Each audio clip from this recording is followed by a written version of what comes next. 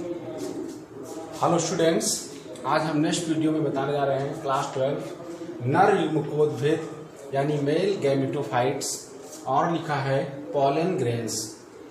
बच्चों, नर युग्मकोद्भिद का मतलब है, कल जो मैंने बताया था कि पुष्प में नर जन्नांग थे पुमंग यानी एंड्रोसियम, एंड्रोसियम में क्या था पुंकेसर, पुंकेसर में क्या थे पराग कोश यानी एंथर था।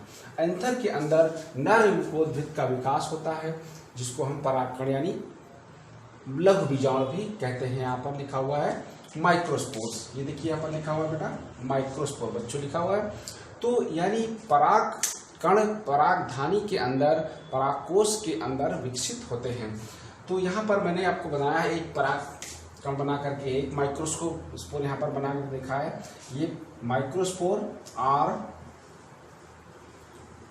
पोलन ग्रेन्स, माइक्रोस्पोर और पोलन ग्रेन्स यानी लघु बीजाणु या पराग कण कहते हैं। इस पराग कणों का विकास पराग कोश के अंदर होता है।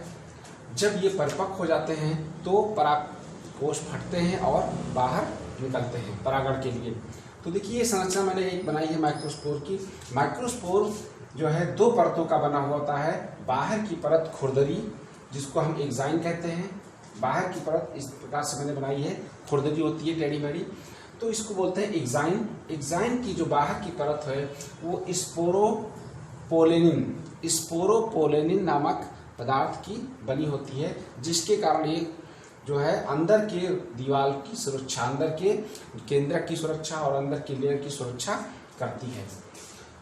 ये एक्साइन जो है इतनी मजबूत होती है और इतनी रेजिस्टेंस पावर इसमें होता है, प्रतिरोधक की तरह कार्य करती है कि स्पोर्स हमारे जो हैं, कुछ स्पोर्स जो हैं जो बीजाणु लघु बीजाणु हैं वो लाखों वर्षों तक सुरक्षित पड़े रहते हैं और उनको जीवाश्म के रूप में फिर अध्ययन किया जाता है। तो ये एक्साइन की परत जो होती है ये एंटी रेजिस्टेंस होती है, स्पोरोपोलेनिन नामक पदार्थ की बनी होती है। अंदर की जो लेयर है इसको बोलते हैं एक्साइन, ये अंदर की लेयर जो स्मूथ और सर्किल गोलाकार है सर्किल में। तो ये अंदर की परत इंटाइन होती है जो पेक्टोसेलुलोज की बनी होती है। किसकी बनी होती है? पेक्टोसेलुलोज की बनी। बाहर की परत स्पोरोपोलेनिन की और अंदर की पेक्टोसेलुलोज की बनी होती है, मतलब इसमें सेलुलोज होता है। और ये जो नीचे की लेयर है ये डायरेक्ट साइटोप्लाज्म के कांटेक्ट में रहती है। साइटोप्लाज्म ये देखिए चारों तरफ इसमें भरा हुआ है, ये साइटोप्लाज्म मैंने लिख रखा है यहाँ पर, ये साइटोप्लाज्म है। और एक माइक्रोस्पोर के अंदर एक बड़ा सा केंद्रक होता है, ये न्यूक्लियस जिसको हम केंद्रक कहते हैं, एक बड़ा सा केंद्रक इसके अंदर होता है।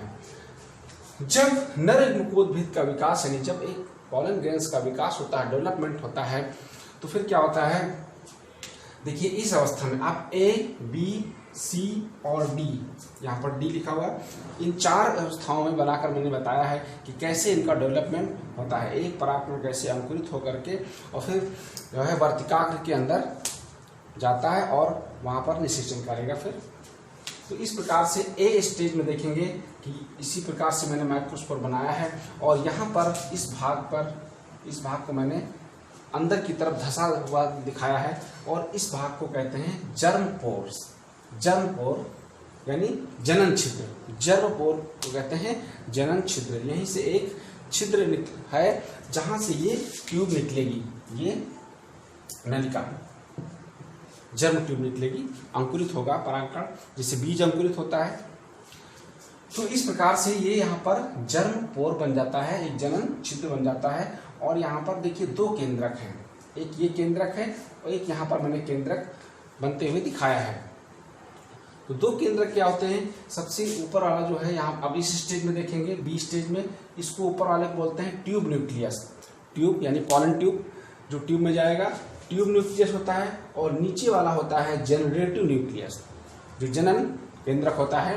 पहला न्यूक्लियस ट्यूब, दूसरा है जनरेटिव न्यूक्लियस। तो इस प्रकार से दो केंद्रक बन जाते हैं। यहाँ पर देखिए एक केंद्रक है, फिर दो केंद्रक बने हुए हैं। ऐसा कब होगा कि जब समसूत्री विभाजन होगा। अब इसमें क्या होगा? समसूत्री विभाजन की क्रिया होगी। अब इसमें कहीं पर अर्धसूत्री नहीं होगा। तो एक से दो केंद्रक बन गए। पहले को ट्यूब न्यूक्लियस, दूसरे को जनरेटिव न्यूक्लियस कहते हैं। अब बच्चों सी स्टेज में देखेंगे, यहाँ पर देखिए इसमें क्या आपको दिख रहा है, ये ट्यूब न्यूक्लियस ऊपर का है। अब नीचे वाले को जो मैंने जनरेटिव न्यूक्लियस नाम दिया था, जो था जनरेटिव न्यूक्लियस, अब क्या होगा उसको मैंने यहाँ लिखा है जनरेटिव सेल्स। जनरेटिव सेल्स मतलब इसके अंदर जो केंद्रक है वो दो भाग में बढ़ता हुआ दिखाई दे रहा है और केंद्रक के चारों ओर साइटोप्लाज्म है। ये दो केंद्रक हैं, यहाँ पर एक केंद्रक था और अब देखिए दो भागों में बट रहा है केंद्रक, और केंद्रक के चारों ओर साइटोप्लाज्म मैंने बना रखा है। तो जब साइटोप्लाज्म हो जाएगा तो उसका क्या नाम देंगे, कोशिका यानी सेल। अब इसको बोलेंगे जनरेटिव सेल। जनरेटिव न्यूक्लियस ही जनरेटिव सेल में कन्वर्ट हो गया है। ऊपर का ट्यूब न्यूक्लियस ही रहेगा, नीचे का जनरेटिव सेल हो जाएगा। यहाँ पर जनरेटिव न्यूक्लियस था, अब क्या हो गया जनरेटिव सेल्स। अब देखिए जहां पर ये जलपोर था, जो ये छिद्र था, ये वाला पार्ट्स, इस छिद्र से एक ट्यूब निकली हुई, ये एक नली मैंने बना रखा है, इसको बोलते हैं जर्म ट्यूब। जर्म ट्यूब यानी अंकुरण के लिए रेडी हो रहा है, ये परागकण अब अंकुरित होगा तो इसको बोलते हैं जर्म ट्यूब। नेक्स्ट स्टेज में बच्चों देखिए डी, यहाँ पर मैंने लिख रखा है डी। डी स्टेज में क्या है कि ये पूरा खाली हो गया, यहाँ के सारे केंद्रक खाली हो गए, बस सिर्फ इसमें साइटोप्लाज्म भरा हुआ है। बाहर की परत ऐसे ही दिखेगी आपको और बाहर की परत धीरे धीरे डिस्ट्रॉय हो जाएगी और यहाँ पर सिर्फ साइटोप्लाज्म दिखेगा। और यहाँ पर मैंने लिखे हैं मेल गैमीट्स, ये मेल का निशान है। मेल गैमीट मतलब नर युग्मक, और ब्रेकेट में लिखा मैंने 2, यानी एक परागकण में दो नर युग्मक होते हैं, एक प्राथमिक नर युग्मक, दूसरा द्वितीयक नर युग्मक। कब होगा, जब निषेचन की क्रिया होगी, फर्टिलाइजेशन की क्रिया। कौन सी, डबल फर्टिलाइजेशन, दोहरा निषेचन अभी आगे आप पढ़ेंगे। तो डबल फर्टिलाइजेशन में क्या होता है, एक बार सत्य निषेचन होता है, ट्रू फर्टिलाइजेशन, जिसमें पहला न्यूक्लियस निषेचन करता है। जब दोहरा निषेचन होगा तो द्वितीय केंद्रक जो है निषेचन करता है। तो इस प्रकार से यहाँ पर दो नर युग्मक होते हैं, दो नर युग्मक दिखाई पड़ रहे हैं। और यहाँ पर ये केंद्रक है, इसको बोलते हैं ट्यूब न्यूक्लियस। ये क्या है, ट्यूब न्यूक्लियस। और इस ट्यूब को बोलते हैं, ये जो बना रखा है ये नली जो है, इस ट्यूब को क्या बोलते हैं, पॉलन ट्यूब। तो ये पॉलन ट्यूब है और ये ट्यूब न्यूक्लियस है, और यहाँ पर दो मेल गैमीट्स बन गए हैं, दो नर युग्मक बन गए हैं। अब जब ये परागकण मादा पुष्प के वर्तिकाक पर जाकर गिरेगा तो क्या होगा, इस ट्यूब के द्वारा, जो पॉलन ट्यूब है पराग नलिका, ये उस वर्तिकाक के अंदर छेद कर देगी, यानी उसके अंदर छेद करके ये अंदर घुस जाएगा। कौन सा, ये पूरा परागकण। और परागकण अंदर जाकर के फिर निषेचन करता है। आगे का डेवलपमेंट फिर निषेचन के बाद होता है, यानी उसके वर्तिकाग्र के ऊपर होगा। तो इस प्रकार से एक ये नर युग्मकोद्भिद का डेवलपमेंट यानी विकास मैंने बताया कि कैसे कैसे नर युग्मकोद्भिद विकसित होकर के इस स्टेज में आता है। Thank you.